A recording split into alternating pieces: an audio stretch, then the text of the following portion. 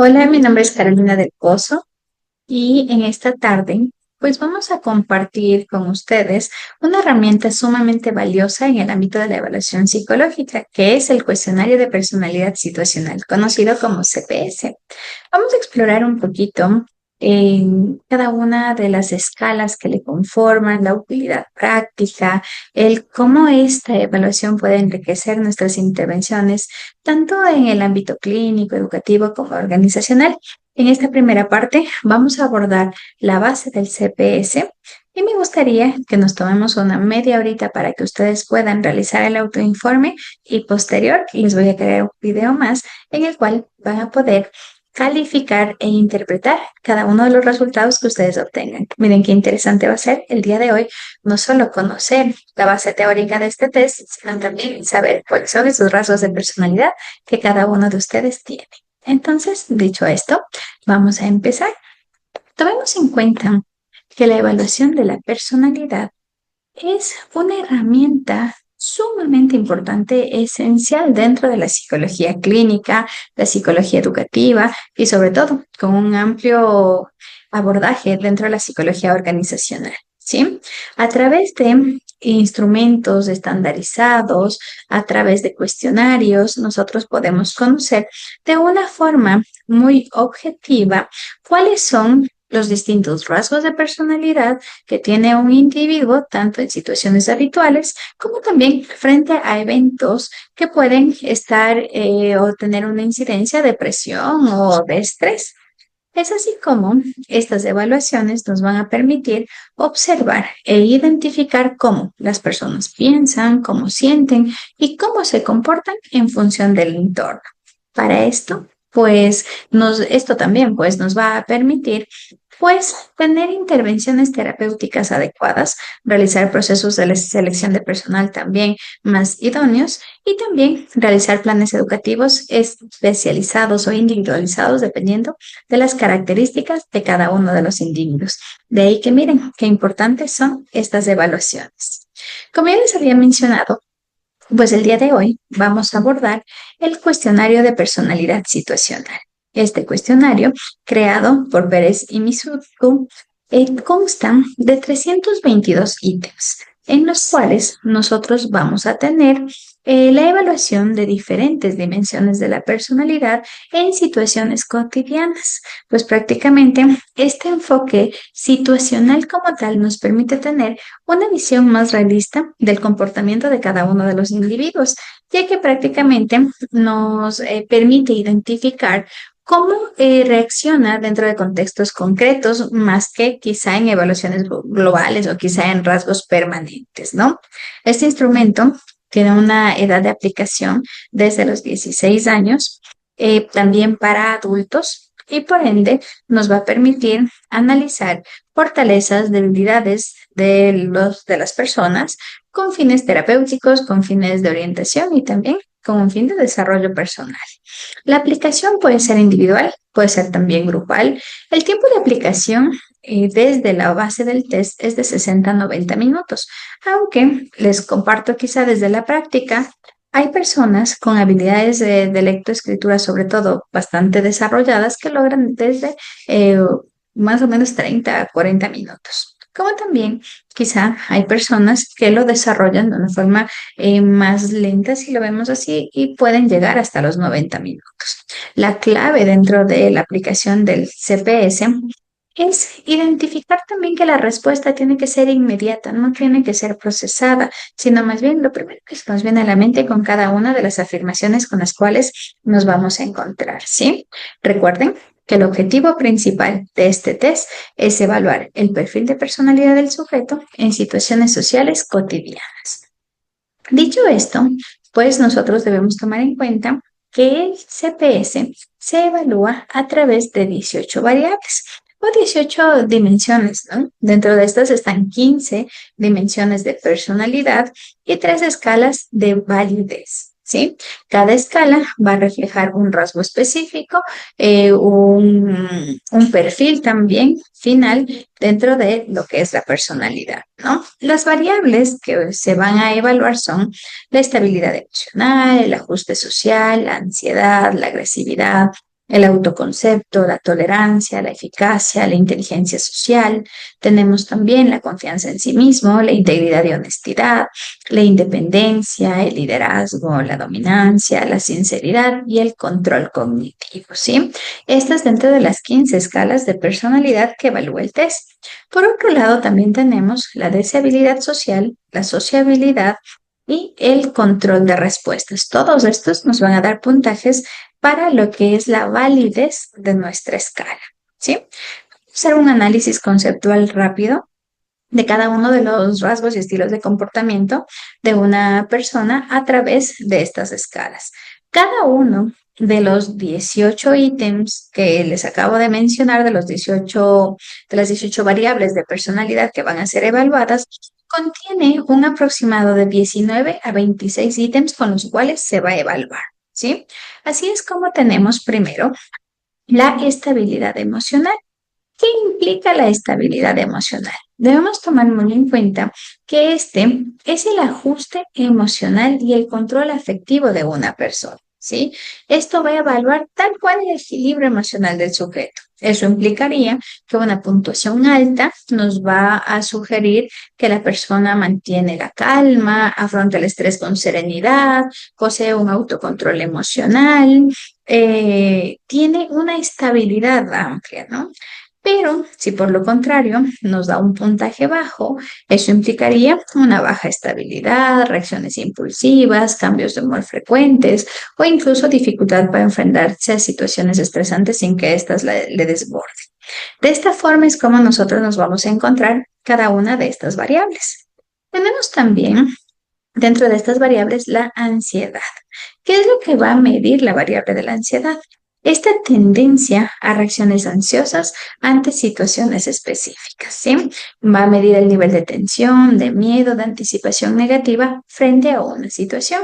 Aquí, por lo contrario, una puntuación alta indicaría personas con preocupaciones frecuentes, con hipervigilancia, con nerviosismo excesivo, mientras que una puntuación baja pues va a sugerir quizás serenidad, eh, una estabilidad adecuada. Si el puntaje es muy, muy bajo, pues también podríamos tener dificultades, ¿no? Reflejar quizá indiferencia o evitación emocional. Todos estos parámetros, estas variables, se van a analizar bajo su concepto principal, ¿no? Por eso es muy importante conocer el concepto de cada uno para considerar si un puntaje alto es positivo a nivel de un rasgo de personalidad o un puntaje alto es negativo, como es este caso. Estabilidad emocional. A mayor puntaje, mejor estabilidad emocional. Ansiedad, a mayor puntaje, pues obviamente mayores dificultades en relación a este aspecto o a esta tendencia al miedo, a la tensión, ¿no? Otro de los parámetros a evaluarse es el autoconcepto. El autoconcepto pues prácticamente analiza cómo se percibe la persona a sí misma, qué imagen tiene, si esta imagen es positiva, es negativa, cómo está su identidad, su autoestima, su confianza, su seguridad, ¿no? Esto implica pues prácticamente la valoración de uno mismo en función a la propia valía, al propio valor, la propia autoestima, ¿no? Otro de los aspectos a evaluarse es la eficacia. Este implica el grado de competencia y de éxito que tiene la persona al momento de actuar, ¿sí? Esta va a evaluar, pues, cómo la persona cree en su propia capacidad para poder cumplir metas, para poder cumplir tareas, y este factor, o al menos en este factor, es sumamente clave e importante la autorregulación y la motivación, que va, pues, a generar enfrentar a los retos de una forma adecuada y con iniciativa también, ¿sí? Otro factor más es la autoconfianza. La autoconfianza y la seguridad personal es como esta seguridad para afrontar la vida, ¿sí? Este nivel de seguridad que tiene la persona o que muestra la persona para poder tomar decisiones, para afrontar nuevos desafíos, está muy relacionada con el liderazgo y le va a permitir pues a la persona tener la capacidad de que se haga frente a sus posturas, es defender sus pensamientos, sus ideas, sus conductas incluso, ¿no? Estos los primeros 5 factores habíamos hablado que son 15, ¿verdad? ¿Cuál es el sexto? La independencia. Actuar sin la influencia de externos o de un grupo. Este va a medir el nivel o el grado de autonomía con el cual la persona actúa. ¿Qué implicará esto? A un puntaje alto, pues indica prácticamente que la persona no necesita aprobación externa para poder tomar sus decisiones, mientras que un puntaje bajo, pues puede sugerir esta necesidad de validación o de aprobación constante, ¿no? Siguiendo estos factores, tenemos el factor de dominancia. La dominancia como tal mide esta tendencia a ejercer el liderazgo, a ejercer el control sobre otros. Las personas dominantes tienden a organizar, a dirigir, a tomar la iniciativa. Por ende, pues está implicado en esta tendencia a liderar y a organizar, ¿no? Tenemos también el control cognitivo. Cuando hablamos de control cognitivo, pues se evalúa la capacidad para poder autorregular pensamientos, ideas, emociones, sentimientos y conductas, sobre todo en situaciones de presión, ¿sí? Un buen control cognitivo, pues prácticamente es la base del poder regular los impulsos y de tomar decisiones adecuadas también, ¿sí? Y tenemos también la sociabilidad. Dentro de la sociabilidad, pues es esta facilidad para poder establecer relaciones a nivel social. El poder ser sociable implica el poder llegar al otro, el poder compartir ideas, pensamientos y emociones con el otro a nivel social. ¿Sí? También tenemos el ajuste social, que implica esta adaptación a entornos familiares, laborales, escolares, la capacidad de adaptarnos como tal a los cambios. Otro de los parámetros a evaluar es la agresividad. ¿Qué es lo que tenemos en la agresividad? Respuestas agresivas ante frustraciones, ante dificultades, reacciones impulsivas en las cuales no solo se van a imponer los gustos, deseos o intereses, sino que también estos van a afectar al otro, ¿no? Otro de los parámetros es la tolerancia. Dentro de la tolerancia, pues tenemos la aceptación a las diferentes conductas, a los diferentes pensamientos, evalúa la capacidad como tal de el poder adaptarnos a una situación, a un contexto y también a la interacción con otra persona, aun cuando esté fuera de nuestros gustos y de nuestros intereses, ¿no? Tenemos también la inteligencia social, que esta hace referencia directamente a la habilidad para poder adaptarnos y poder actuar de una forma adecuada en contextos sociales. Y vamos terminando ya con la integridad y honestidad, que es esta responsabilidad para cumplir con los deberes, con las obligaciones y el liderazgo, como ya todos conocemos, pues esta capacidad para poder dirigir y alcanzar metas en grupo. ¿Sí? Estos son los aspectos que se van a evaluar dentro de lo que son los rasgos de personalidad. Por otro lado, tenemos tres variables más, los 16, 17 y 18, que corresponden a las escalas de validez. Estas van a verificar sinceridad, consistencia y si es que hubiera o no esta distorsión en cuanto a las respuestas que va a dar el paciente o el sujeto en este caso, ¿no? La sinceridad es una expresión auténtica de uno mismo sin fingir absolutamente nada. La deseabilidad social, la tendencia a mostrarse quizá más favorable para quedar bien con el otro. Y mientras que la escala ya de control de validez, esta va a medir la coherencia de las respuestas que se están dando dentro del test. ¿Qué es lo que vamos a tener nosotros aquí? Dentro de medir esta coherencia, pues vamos a tener estos pares de ítems que implica que la respuesta tiene que ser la misma. En la pregunta, por ejemplo, aquí en la pregunta 6 y en la pregunta 200, la respuesta tiene que ser la misma para que pues tenga validez el test. Si le revisamos un poquito, la pregunta 6 dice, tengo tacto y diplomacia al decir las cosas, ¿verdadero o falso? Mientras que la pregunta 200 nos dice, creo que sé cómo tratar y llevar adecuadamente a la gente. Si ustedes ven dentro de cada uno de estos ítems, pues implicaría que la respuesta debe estar acorde tanto en la 6 como en la 200 para pasar la escala de validez y de control.